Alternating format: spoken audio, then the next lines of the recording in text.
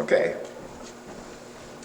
Donc, suite à la semaine passée, la question qu'on a regardée, c'est donc pneumatikos ou bien psychikos? Psychikos. Est-ce que vous vous souvenez de c'est quoi les définitions?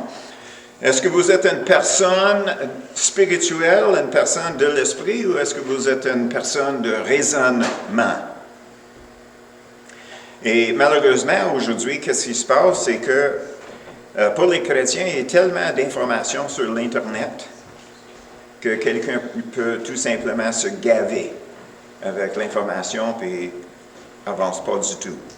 Quand on ramasse l'information essaie de figurer comment faire les choses, puis naturellement, qu'est-ce qui arrive, c'est que l'homme ou femme naturelle essaie de régler leurs affaires par leur propre pouvoir intellectuel, physiquement, quoi que ce soit. Donc, la question, c'est que, naturellement, au tout début, c'était, si vous avez une question biblique, tu vas t'adresser à qui? Si tu as une requête pour la prière, tu vas t'adresser à qui? Est-ce que les deux, c'est la même personne? Puis la réponse, habituellement, c'est non. Donc, sans savoir, on reconnaît quelqu'un qui est spirituel à comparer avec quelqu'un qui est rationnel. Donc, on a découvert qu'on est supposé être spirituel. C'est pas pour dire qu'on n'a pas d'intelligence ou de lire les Écritures, etc. C'est mauvais. Mais qu'est-ce qui est mauvais? C'est quand nous avons trop d'enseignants. C'est ça le problème. Je connais les chrétiens là, qui vont débuter leur journée, puis ils vont lire leur pain quotidien, puis après ça, ils vont lire la Bible, puis après ça, ils vont suivre une étude sur l'Internet, puis une autre fois, ils vont écouter une prédication de quelqu'un d'autre, puis après ça, ils vont sortir leur livre sur un sujet qui leur intéresse. Un peu de temps de prière, un peu de temps de louange, un peu de temps d'adoration, puis c'est rendu midi. Ils n'ont rien fait. Puis probablement, ils ne se lèveraient pas parce qu'ils sont trop gavés pour bouger. Donc, qu'est-ce que je suggère? Bien, qu'est-ce que je suggère? C'est de trouver quelqu'un. Tout simplement trouver quelqu'un. Trouver un enseignant, ou peut-être maximum deux. Laissez le Saint-Esprit te diriger envers ton enseignant, ou le livre, ou le sujet, ou quoi que ce soit. Parce que c'est sûr que pour chaque sujet, tu vas trouver un point de vue. Tu peux trouver sur le même sujet le point de vue opposé. Donc, je suggère que vous trouvez quelqu'un qui va vous encourager de suivre le Saint-Esprit, de connaître le Saint-Esprit, d'obéir le Saint-Esprit, de mettre toute l'emphase sur le Saint-Esprit, sur Dieu, sur notre relation avec le Saint-Esprit, avec le Saint-Esprit, avec le Saint-Esprit, avec le Saint-Esprit, avec le Saint-Esprit. Est-ce que c'est rentré? Est-ce que c'est rentré? Tu sais, si on était dans le temps de Jésus, ça serait rester avec Jésus, rester avec Jésus, rester avec Jésus, écoute Jésus, fais ce que Jésus dit. Est-ce que c'est changé? Oui et non. C'est le Saint-Esprit qui a pris sa place. Il s'appelle Emmanuel, Dieu avec nous. Ça, c'est le Saint-Esprit aujourd'hui. OK? Donc, c'est quoi le message? Écoutez le Saint-Esprit. OK? Suivez le Saint-Esprit. Laissez-les nous diriger. Donc, aujourd'hui, qu'est-ce qu'on va regarder? C'est que souvent, il y a toutes sortes d'informations comment prier. N'est-ce pas? Mais aujourd'hui, on commence à comment pas prier.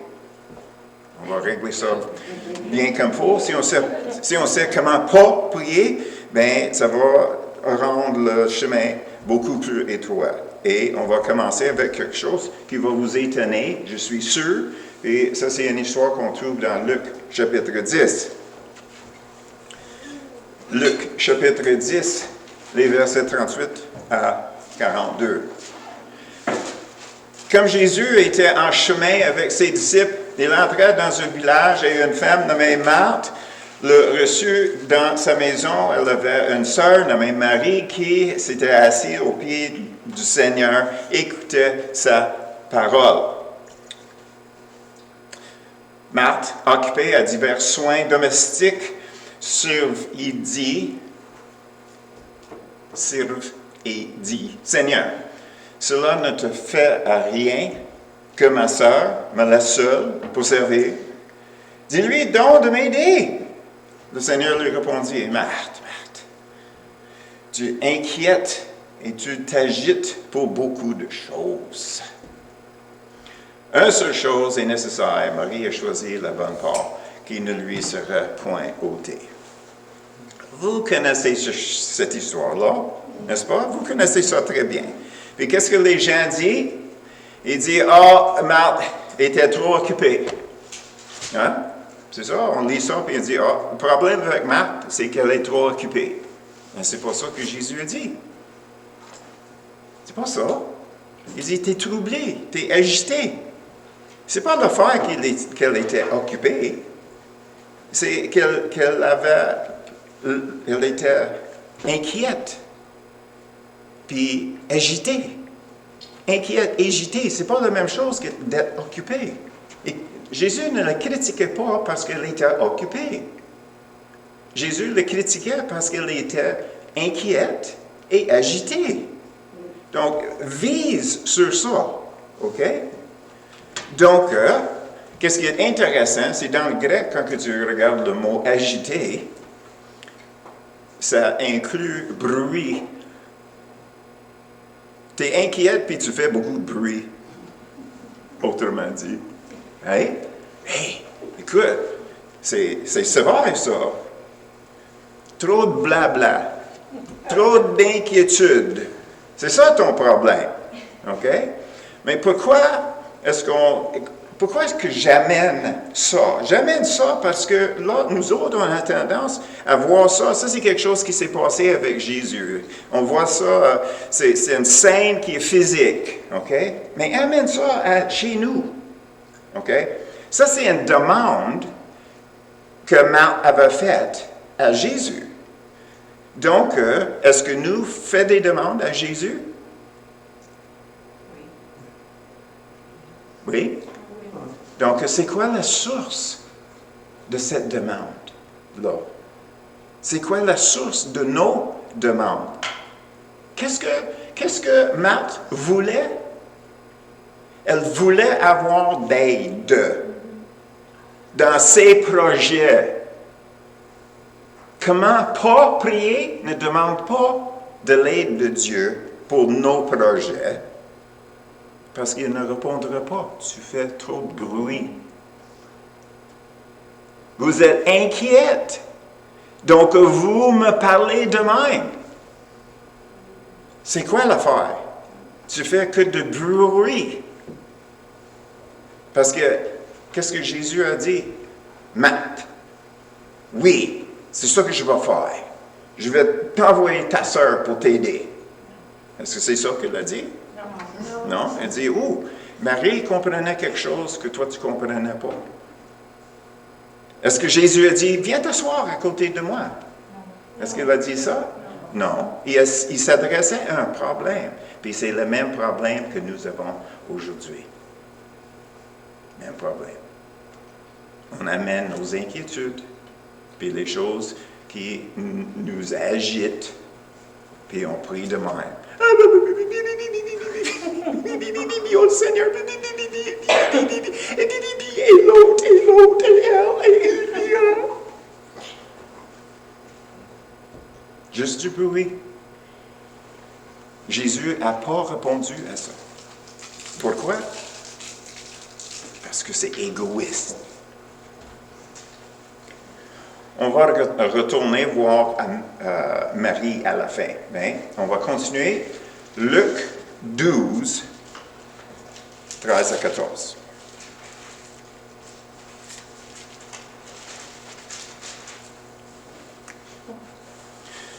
Quelqu'un a dit à Jésus, du milieu de la foule, « Maître, dis à mon frère de partager avec moi l'héritage. » Jésus leur répondit, Perry, Claude, Lise, Candace. Qui m'a établi pour être votre juge? Ça veut dire dans votre faveur, ou pour faire vos partages. C'est ça. Oh, Jésus règle mes problèmes. n'est-ce pas? Règle mes problèmes. Je ne peux pas le faire moi-même, donc je vais aller voir Jésus. Oh, Jésus, règle mes problèmes. Qu'est-ce que Jésus a dit? Oh oui, tout de suite. Je suis là. Inquiète pas. Je vais le régler. N'est-ce pas? Pourquoi? Égoïsme. Dieu ne répond pas à l'égoïsme. Il ne peut pas. Il ne peut pas. On va regarder un autre. Naturellement, ça, c'est beaucoup de choses que nous étions enseignés. Tu sais, une certaine perspective. Je suis là juste pour le secouer un petit peu. Luc 4. Ça, c'est grave. Ça, c'est vraiment grave, cet exemple-là. Luc 4, les versets 9 à 11. Le diable le conduit encore à Jérusalem, le plaça sur le haut du temple et lui dit, « Si tu es le Fils de Dieu, jette-toi d'ici en bas, car il est écrit, il donnerait des ordres à ses anges à ton sujet, afin qu'ils te gardent.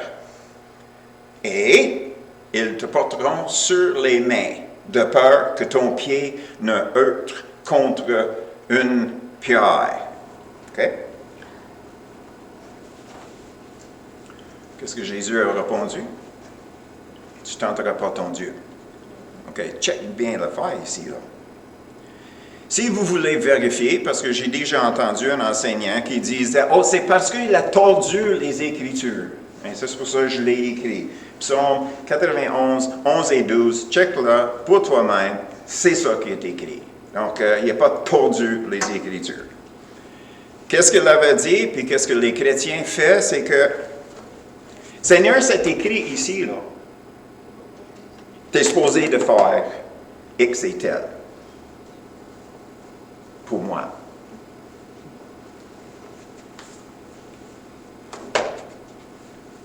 C'est quoi la différence entre le chrétien et le diable qui fait ça? Étudier ta Bible pour savoir qu'est-ce que Dieu doit te donner. Égoïsme. C'est grave quand que les chrétiens font ça. C'est grave. Ça vient du diable direct, faire ça. C'est enseigné partout dans le monde, faire ça. Sortir ta concordance, vérifier qu'est-ce que Dieu est supposé te donner, puis amène ça à lui. Fais la demande. Que tu sois béni, que tu sois riche, que tu sois guéri, que tu sois. Amène ça à Dieu. Puis là, tu vas recevoir. Est-ce que le diable a reçu? Non. Juste un claque. Juste un claque. Il a perdu l'humanité à la fin de tout ça. N'est-ce pas? Donc, est-ce que Dieu va écouter ça? Non. Non. Donc, si on veut savoir c'est quoi qui ne marche pas avec Dieu, c'est tout ce qui est relié à égoïsme. OK? Pourquoi? On va regarder Jacques 4, 3. Jacques, Hébreu, Jacques 4. Vous demandez et vous ne recevez pas parce que tu demandez mal dans le but de satisfaire vos passions. C'est quoi le mot? Égoïsme. C'est quoi le mot? Égoïsme. Ça parle pas fort ici. Égoïsme. Égoïsme, merci. Donc, comment pas prier? Égoïsme. Regarde-toi puis faire la demande. Mais, de l'autre côté, il fallait que j'amène l'autre côté de la médaille, puis c'est ça qu'on va faire pour être juste, OK? Parce que ça, c'est dans les Écritures aussi. Donc, on va regarder Philippiens 4, 6. Philippiens 4, 6. Ne vous inquiétez de rien, mais en toute chose, faites connaître vos besoins à Dieu par des prières et des supplications avec des actions de grâce. Réjouissez-vous toujours dans le Seigneur. Je le répète, réjouissez-vous. OK. Donc, on regarde ça, puis il dit, oh, OK, c'est marqué ici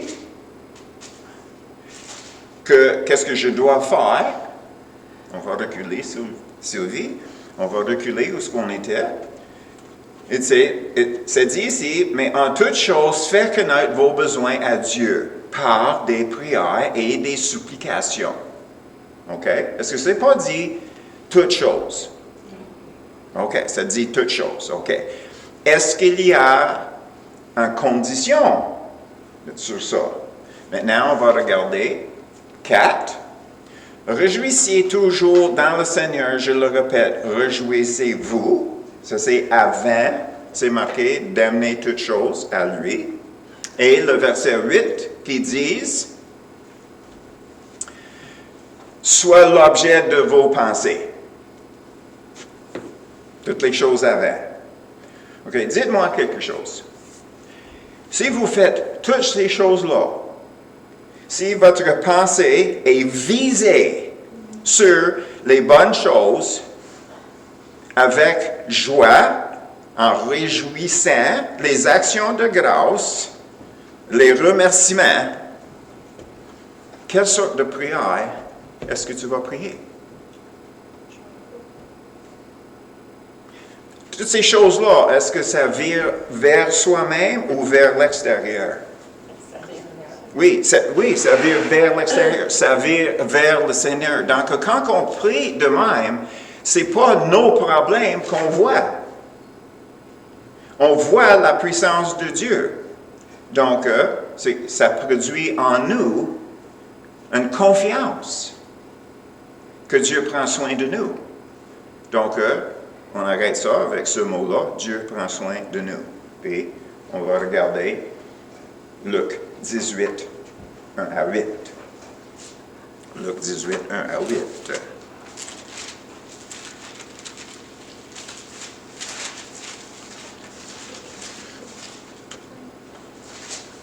Jésus leur adressa une parabole pour montrer qu'il faut toujours prier.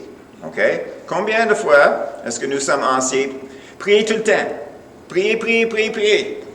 Ça, c'est le verset. Il sort ça. Et ne point se relâcher. Donc, comme un pitbull, quand tu as quelque chose à dire à Dieu, à demander à Dieu, quoi que ce soit, tu clenches sur ça, puis tu ne lâches pas. Lâche pas le morceau. N'est-ce pas? C'est ça qu'on dit? OK. C'est vrai. C'est écrit. OK.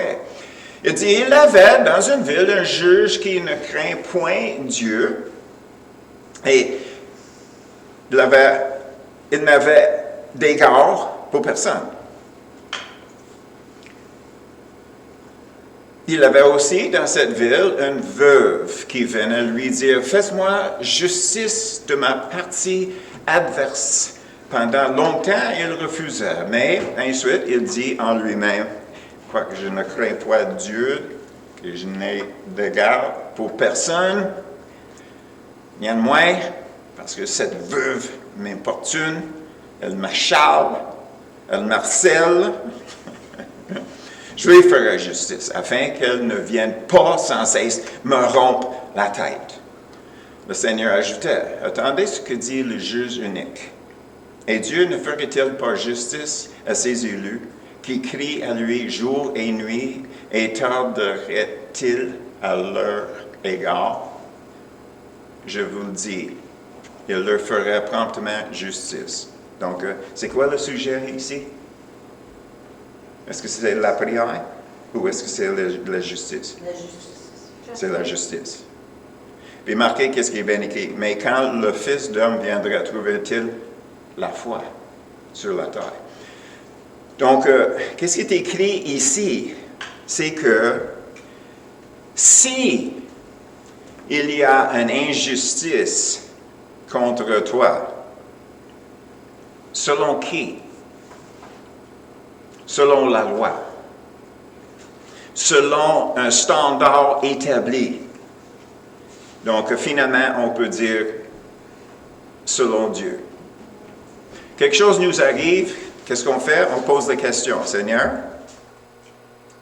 est-ce que c'est injuste de leur part? Oui, non. Si c'est oui, bien là, on demande au Seigneur, Seigneur, je fais confiance que tu vas régler ça, tu mets les choses comme il faut. Est-ce que c'est pas dit, il va faire ça vite? OK. Ou elle ne lâche pas le morceau. C'est ça le problème. Tu prends quelqu'un qui prie une mauvaise prière sans arrêt. Ça fait quoi? Du bruit. C'est ça l'affaire. C'est ça l'affaire. Donc, on vient de voir certains aspects qui sont enseignés, puis qu'est-ce qu'on les appelle? C'est des faux vérités. Si Dieu nous dit de prier d'une telle façon, et on prie selon cette façon-là, est-ce qu'il faut qu'on répète? On vient de répéter à lui qu'est-ce qu'il vient de dire. Est-ce qu'il va oublier? Non. Est-ce qu'il va renier? Est-ce qu'il va nous rejeter? Non. Donc, c'est quoi l'importance à répéter? Ça donne quoi? C'est pas de lui. Donc, ça ne retourne pas à lui. C'est ça le problème. Si Dieu dit, continue à prier pour une telle personne, c'est la deuxième question. Comment est-ce que je prie aujourd'hui? Le lendemain, comment est-ce que je prie aujourd'hui pour cette personne-là? Comment est-ce que je prie aujourd'hui pour cette... Lâche pas le morceau dans ce cas-là. Parce que c'est ça que Dieu a dit. C'est l'obéissance, tout simplement. C'est pas juste, OK, je sors une écriture, puis je vais le répéter 100 000 fois, puis il fallait que Dieu me donne qu'est-ce que je veux. Tu sais, il freine un peu. Il va livrer à un moment donné, mais pour le moment, il freine. Non. Tu sais, où est le Saint-Esprit dans ça? C'est ça la question que je pose. Et finalement, on va regarder Matthieu 6, mais garde en tête, OK, trouvait-il la foi sur la terre? Parce qu'on va toucher ça dans la prochaine partie. OK, donc Matthieu 6, 7. Matthieu 6, 7.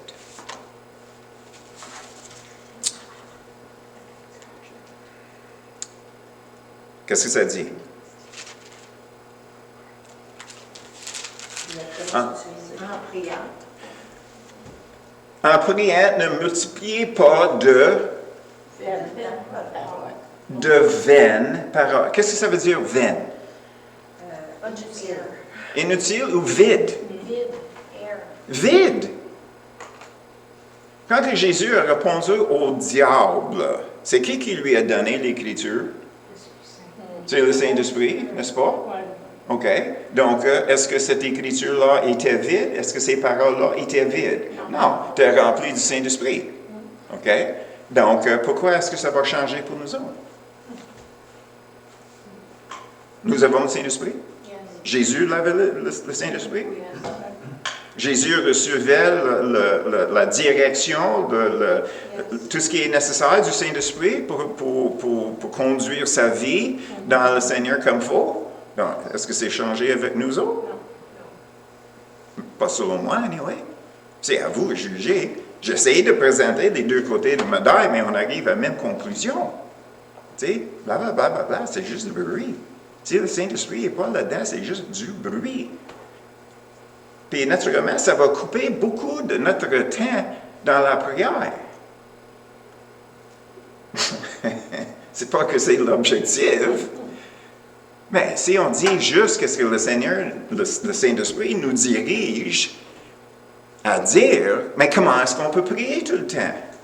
Écoute, la prière, ce n'est pas juste demander quelque chose. Tu sais, si on est en train de viser les bonnes choses de Dieu dans nos vies, OK, est-ce qu'on ne peut pas faire ça tout le temps? Tu sais, est-ce qu'on ne peut pas juste viser sur lui, le remercier? Est-ce que vous vous souvenez quand vous étiez par-dessus la tête en amour? Ouais. Vous pensiez de quoi chaque jour, le long du jour? Oh, ma chère Louise, j'ai hâte de le voir, je vais l'appeler à midi. Ni. T'aimes ça, Ève? Donc, c'est ça. On ne manquait pas de temps de penser à Louise. Amplement en masse de temps. Au travail, après le travail, avant le travail. Je me lève, je me couche, je mange. Louise. Elle était là, tout le temps, avec moi. C'est quoi la différence? C'est quoi la différence? OK. Maintenant, on peut regarder le parti que je t'avais mentionné avant. Hébreux 11, 17 à 19. OK. C'est par la foi. C'est par la foi qu'Abraham a offré Isaac. Est-ce que vous vous souvenez de cette histoire-là? OK? Dieu a dit à Abraham, je veux que tu sacrifies ton fils. Qu'est-ce qu'Abraham a fait? Il se levait tôt le lendemain pour aller à l'endroit où il était supposé sacrifier son propre fils. OK? Lorsqu'il fut mis à l'épreuve, c'est Dieu qui a mis Abraham à l'épreuve, et qu'il offrit son fils unique, lui qui avait reçu les promesses. OK? Les promesses sont venues de qui? De Dieu. Les promesses étaient faites pour qui? Abraham. OK. Et qu'il avait été dit, en Isaac sera nommé pour toi une postérité. Ça, c'est la parole qui venait de Dieu. OK? Est-ce que Abraham avait une Bible? Non. Oh non. Comment pourrait-il vérifier si ça venait de Dieu? On continue. Abraham pensait que Dieu est puissant, même pour ressusciter les morts. Yes. Aussi le recouvrait-il par une sorte de résurrection. Qu'est-ce que nous avons ici? La foi. Faith. Qu'est-ce que nous avons ici? C'est que Dieu a dit quelque chose à Abraham. Et puis après ça, il avait dit quelque chose qui était pour tuer la promesse. Mais Abraham savait que Dieu ne peut pas tuer sa promesse. C'est ça la raison pour la résurrection dans ce verset-là. Dieu est capable de ressusciter une promesse. Peu importe qu'est-ce que ça a l'air. On ne marche pas par la vue, on marche par la foi. Donc, qu'est-ce qui est critique? C'est qu'on entend et on réalise quand que Dieu nous parle, et c'est spécifique. Donc là, on peut s'appuyer pour ça. Dieu l'a dit, il n'est pas capable de mentir. Dieu ne peut pas mentir. Qu'est-ce qui était dit dans la chanson de Sylvie? Seigneur, tu ne mens pas. N'est-ce pas? OK. Si tu veux voir l'histoire de Abraham dans le Nouveau Testament, ça se trouve dans le chapitre 4 de Romains. On va regarder dans Romains, pareil, Romains 6, 23. Romains 6, 23. C'est un peu comme un à côté. Le salaire du péché, c'est la mort. OK? Donc, quand on regarde ça, c'est de réaliser que ça, c'est qu'est-ce que Dieu a dit. Le salaire du péché, c'est la mort. Okay? Quand on met ça à côté d'Abraham et Isaac, okay, Dieu a dit que tu vas tuer Isaac. N'est-ce pas? Donc, c'était qu'est-ce que Dieu a dit. Dans le Nouveau Testament, on devrait être morts, nous autres. On devrait mourir, nous autres. Puis c'est là où ce que ça rentre, la résurrection de Jésus. Comme Dieu a prévu pour Abraham, pour garder ses promesses à travers d'Isaac, Dieu dit à nous, il fallait que tu sois mort. Il faut que tu meurs. Mais, quelqu'un a pris ta place. Donc, encore, on voit que la promesse de Dieu reste toujours solide, même si ça prenait la résurrection de quelqu'un pour le réaliser. Le don gratuit de Dieu, la vie éternelle en Jésus-Christ, notre Seigneur. On mérite la mort. On ne reçoit pas qu'est-ce qu'on mérite. Même si c'est dans la parole. L'amour de Dieu disait, il fallait qu'on trouve une solution. Peu importe qu'est-ce qui est devant nous, Dieu va démontrer, dévoiler la solution, même s'il faut qu'on meure.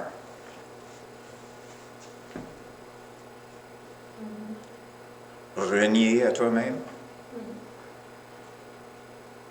Ramasser ta croix. Il fallait qu'on soit mort. Suis-moi. On va regarder Matthieu 6, 8. On a vu 6, 7. Maintenant, on va regarder 6, 8.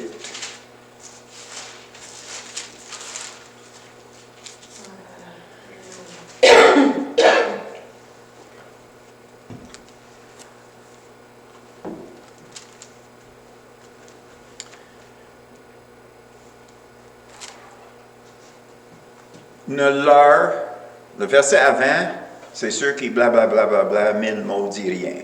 OK? Ne leur ressemblez pas. Ne sois pas comme eux autres. Pas des paroles vaines, vides. Ne leur ressemblez pas, car votre Père sait de quoi vous avez besoin.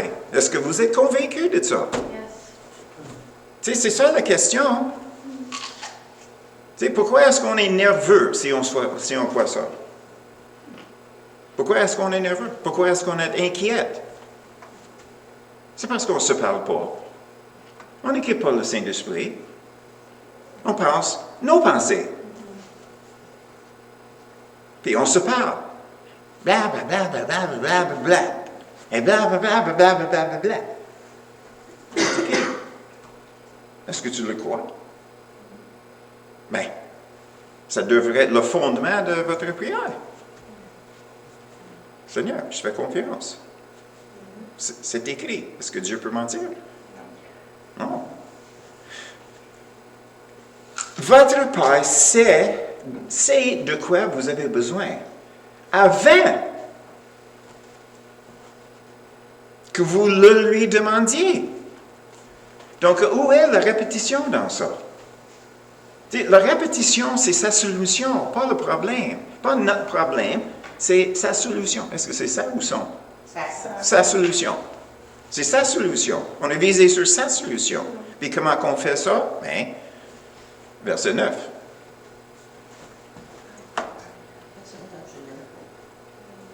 Comment ça? Tic, tic, tic.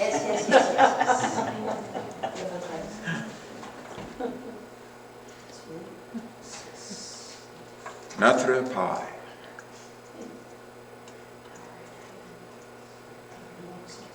Notre Père.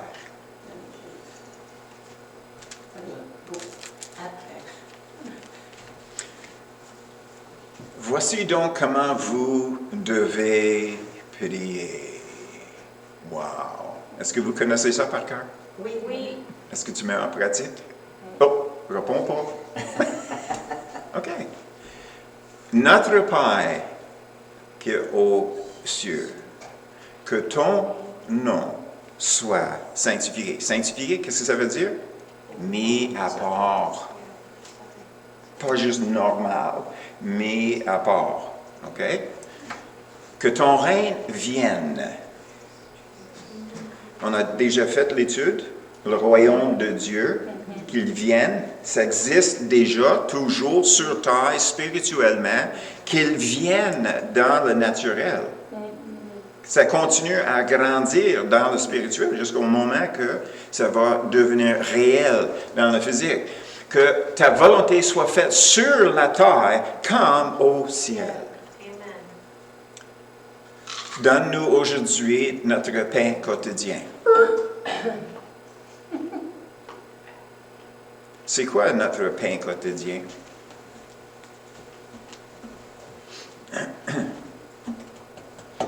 On sait c'est quoi le pain quotidien physique. Est-ce que c'est juste physique ici? Non. C'est sa parole. Jésus a dit, moi, je suis le pain de Dieu. C'est lui qui était représenté par la manne. Puis la manne durait combien de temps? Une seule journée. Donc, le pain est là. Il fallait que Dieu nous nourrit pour faire ses œuvres, pour exprimer Dieu dans nos vies. Comment faire ça? C'est la manne spirituelle. Donc, Seigneur, qu'est-ce que tu me dis aujourd'hui? C'est quoi ta parole pour moi aujourd'hui? Aujourd'hui. Chaque jour suffit ses problèmes, n'est-ce pas? OK. Donc, c'est quoi ta parole pour moi aujourd'hui? Patience, ma fille. Oh! S'il me dit qu'il fallait que j'aie de la patience, ça veut dire, oh, il y a quelque chose qui m'en vient. Ça sent bien, je le sais, je le sens, je le sais, je le sens. Ça sent bien. Donc, préparez-vous. Tiens-toi tout. Hein? C'est ça, OK? Parce que Dieu ne parle pas pour rien. Puis là, on est là, OK? Est-ce que c'est là? Est-ce que ça vient de là? Est-ce que ça vient de là? Okay, c'est ça, on veille autour de nous parce que je sais qu'aujourd'hui, c'est normal. C'est normal, on continue.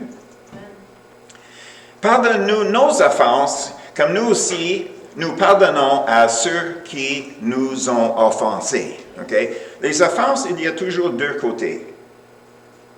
Tu sais, ça a déjà été enseigné dans les églises que si tu avais offensé quelqu'un, allez voir la personne pour demander pardon, pour s'excuser, n'est-ce pas? Ça, c'est enseigné? Oui. C'est pas biblique. C'est pas biblique. Si tu as tort, allez demander pardon. Si tu as tort. Si tu n'as pas tort, tu n'as pas à demander juste parce que l'autre personne est confusquée. Non. C'est leur problème. Je ne l'ai pas offensé.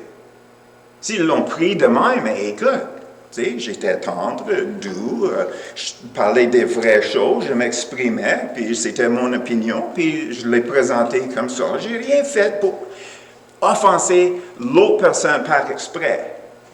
Je ne suis pas coupable. Donc, je ne demande pas le pardon si je ne suis pas coupable. Mais si je suis coupable, bien, règle ton affaire. C'est ça, les Écritures. Tu sais, regarde. C'est pas juste à cause que quelqu'un est offensé que moi, je suis automatiquement coupable. Non. Non. Non. Parce que autrement, si le Seigneur me donne une parole à donner à David, puis je vais lui donner cette parole-là qui vient de Dieu.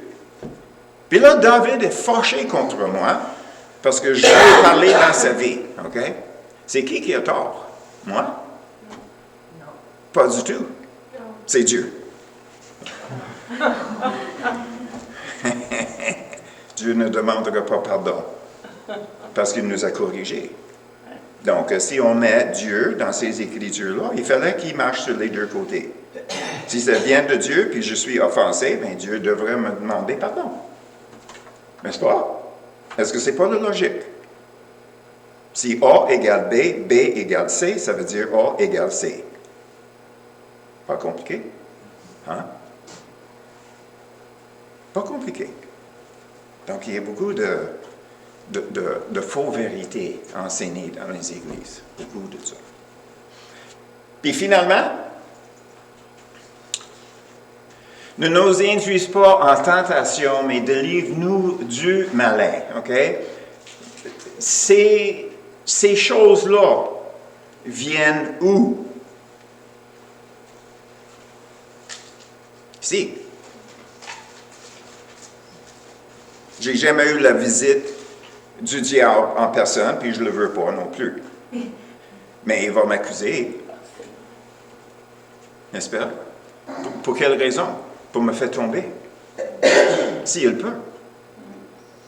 C'est ça qu'il va faire. Donc, naturellement, qu'est-ce que je fais? Je m'appuie sur le Saint-Esprit.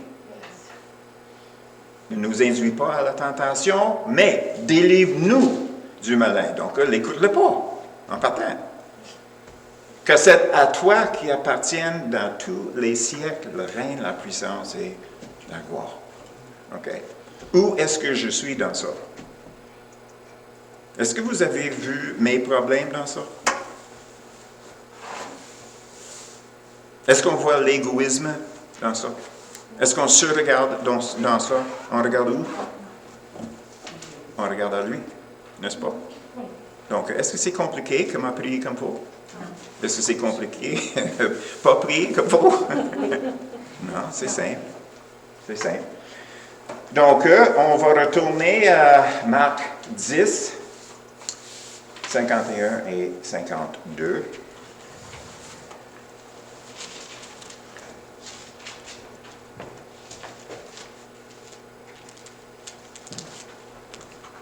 J'aime ça. Jésus prenait la parole, lui dit, « Que veux-tu que je te fasse? » Rabboni lui répondit, « L'aveugle, que je recouvre la vue. » Est-ce que vous avez remarqué quelque chose ici déjà? C'est Jésus qui avait demandé, « Qu'est-ce que tu veux? » C'est Jésus qui a demandé, « Qu'est-ce que tu veux? » Donc, Jésus est capable de nous venir voir en disant, « Qu'est-ce que tu veux? » Regarde la réponse. Tu sais, on penserait, ben c'est pas mal évident. Quelqu'un s'approche qui est aveugle, puis Jésus dit, « Qu'est-ce que je veux que tu fasses? » Comme, « Oh, je veux 1 million, s'il vous plaît. » Je suis pauvre, j'ai besoin d'une Mercedes puis une maison. Non. Non.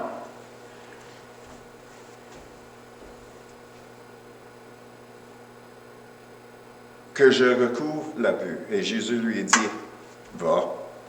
Va. Remarquez. Va. OK? Ta foi t'a sauvé. Aussitôt qu'il recouvrait la vue, il... Où est le va? Non. Non, monsieur, tu peux pas te sauver de moi. C'est ça que l'aveugle disait. Et no way. Jamais de la vie, je vais laisser Jésus partir sans moi. Laisse faire. Je reste avec lui. Suivez Jésus dans le chemin. La vue, c'est ça que nous avons besoin, la vue. On vient à Jésus. Seigneur, demande-moi qu'est-ce que je veux. Je veux voir dans l'esprit, je veux entendre dans l'esprit, je veux que les choses soient claires, je veux que je puisse te mieux servir. Donne-moi tout ce que ça me prend pour marcher avec toi comme il faut, etc., etc. Oui. Penses-tu que Dieu va t'écouter? Oui. Tu vas dire, non, non, pas cette semaine, la semaine prochaine. Prends relax cette semaine. Non. Non, pas du tout. Donc, pour retourner à notre histoire avec Marie et Marthe, qu'est-ce que Marie faisait? Elle écoutait Jésus. C'est ça la clé. Commencez par écouter Jésus. On commence là. Et là, quand que Jésus est fini à nous parler, il va nous donner quelque chose à faire. Puis qu'est-ce qu'on fait? On amène ça dans la prière. OK, Seigneur? Tu m'as dit de faire un tel et tel affaire. Tu m'as dévoilé que j'aurais besoin de la patience parce que tu m'as dit. J'ai demandé une parole, tu m'as dit patience, donc j'aurais besoin de la patience. Donc, c'est quoi ma prière? Seigneur, ouvre mes yeux, que je vois, que je comprends quand que j'aurai besoin de cette patience-là. Tu m'as déjà avisé. Maintenant, prépare-moi que je le vois avant qu'il m'arrive, puis je suis dans la sauce. C'est ça. Donc, c'est pas compliqué. Nous, comme les chrétiens, si on prenait le livre de Blackaby, votre expérience avec Dieu, OK? Si on avait juste ça, avec notre Bible, puis le Saint-Esprit, on a assez. Oui. Qu'est-ce qu'il dit dans sa Bible? Qu'est-ce que Dieu t'a dit aujourd'hui? Qu'est-ce qu'il veut que tu fasses? Prier selon ça. Regarde, est-ce que c'est pas simple? Si à un moment donné, il faudrait qu'on réalise, nous avons assez d'informations. Nous avons assez d'informations pour servir le Seigneur pour le reste de nos vies sans lire un autre livre. Nous avons tout ce que nous avons besoin. Avec la connaissance que le Saint-Esprit nous parle, puis Dieu a promis, Jésus a promis que quand que lui, il parlerait, nous, on comprendrait. Yes. Tu sais, mes brebis connaissent ma voix. OK? Après ça, il nous a envoyé le Saint-Esprit pour nous enseigner, consoler. Est-ce qu'il y a d'autres choses? Puis en plus, il nous a donné les Écritures pour être capable de confirmer que qu'est-ce que nous avons entendu venait de lui. OK? Qu'est-ce que nous avons besoin de plus? Combien d'heures de prédication as-tu besoin? Moi, je sais que je vous amène beaucoup d'informations à chaque semaine. Vous pouvez regarder les enseignements que je donne à chaque jour pendant les jours entre les 2 dimanches, puis ça serait suffisant pour ta semaine. Parce que je suis un merveille, pas du tout.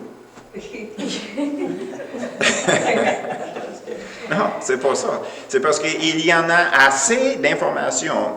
Qu'est-ce qui est dit dans une semaine? En le revisitant à chaque jour, tu peux poser la même question. Seigneur, qu'est-ce que tu veux que je comprenne? Qu'est-ce que tu me dis aujourd'hui? Qu'est-ce que tu veux que je fasse avec ça? Et Seigneur, je te prie pour tout ce qui est nécessaire pour l'accomplir. Ça, c'est demain. Mardi, tu vas regarder l'émission encore. Est-ce que tu vas avoir la même réponse? Peut-être, non. Tu sais, patience. Peut-être tu vas recevoir patience. 6 fois en ligne. Il y a un train qui s'en vient. OK? Mais ça, c'est juste les exemples fous que je sors. Mais c'est juste la réalité que nous avons besoin d'entendre de Dieu à chaque jour. Et nous avons tout ce que ça nous prend. Si on a sauvé plus que 2 ans, on n'a pas besoin des autres informations. Est-ce que c'est mauvais d'avoir les professeurs, les enseignants? Non, c'est pas mauvais du tout. J'ai des enseignants. Ça fait 150 ans qu'ils sont morts. Leurs œuvres restent, puis ça me parle toujours. OK? Donc, oui, j'ai des enseignants. Mais c'est le Seigneur qui les sort pour moi. Tu sais, moi, je ne cherche pas sur l'Internet. Moi, je rencontre un problème, puis c'est comme, qu'est-ce que je vais faire? Puis là, le Seigneur va m'amener à un certain livre. Tu sais, nous autres, on est un peu bizarres. Tu sais, souvenez-vous quand on a fait les hommes sont de Mars puis les femmes de Vénus? Oui. Okay. Pourquoi? C'est parce que c'est relationnel. Tu sais, c'est juste pratique. Tu sais, c'est pas compliqué. Mais tu sais, le Seigneur voulait qu'on développe une meilleure façon de communication, non juste dans nos couples, mais de se connaître un peu mieux. Qu'on puisse connaître l'autre personne un peu mieux. relié, basé sur quoi? Restez à l'écoute. Comment défaire les habitudes? Comment bâtir les habitudes? Ça, c'est juste les côtés pratiques. Ça, c'est juste les informations que tu peux te servir. Mais tout ça, c'est toujours avec un but. Puis le but, c'est toujours qu'on avance de plus en plus vers le Seigneur. Pas parce qu'il est loin. C'est parce qu'il fallait qu'il y ait certaines lignes de communication qu'il fallait que ça soit coupé. C'est des mauvaises lignes, les lignes de vanité puis vides. Il fallait que ces lignes-là soient coupées, qu'on puisse encore comprendre de mieux en mieux le Saint-Esprit quand il nous parle. Mais on est là. Tu sais, si je ne lisais pas un autre livre dans ma vie, ça ne changerait pas ma vie pantoute dans ma relation avec le Seigneur. C'est établi. Tu sais, je peux toujours améliorer comme tout le monde, puis c'est ça qu'on fait. Mais c'est basé sur lui.